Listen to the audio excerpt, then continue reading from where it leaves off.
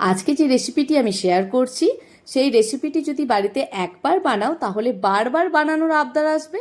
তো আজকে আমি বানাচ্ছি রসগোল্লার পায়েস। তো প্রথমে আমি 500 ml দুধকে জাল দেওয়ার জন্য বসিয়ে দিলাম, আর দুটো এলাচকে আমি একটু থেতো করে ওই দুধের মধ্যে দিয়ে দিলাম, তাতে সুগন্ধটা খুবই ভালো আসবে।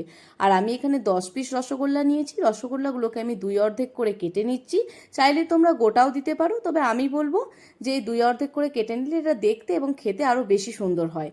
তো এইগুলো সবই কাটা হয়ে গেছে আমার, এবং দুধটাকে আমি অনবরত নাড়তে থাকবো এবং জাল দিয়ে এটাকে আমি 250 ml করে নেব।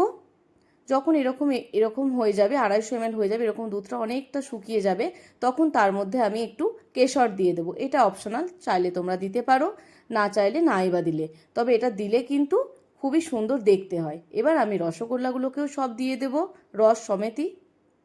এর মধ্যে আমি আলাদা করে কোনো চিনি অ্যাড করব না। এবার এটাকে আরও জাল দেব 5 মিনিট। 5 মিনিটের পর তাতে আমি নামানোর আগে কিছুটা কাজু আর কিছুটা কিশমিশ দিয়ে আরও 2 মিনিট জাল দিয়ে তবে আমি এটাকে নামাবো। এটা দেখতে যতটা সুন্দর হয়, খেতেও কিন্তু খুবই সুন্দর হয়। আমার হাতের এই রসগোল্লার পায়েসটা যারাই খেয়েছে সবাই কিন্তু খুবই সুখ্যাতি করেছে।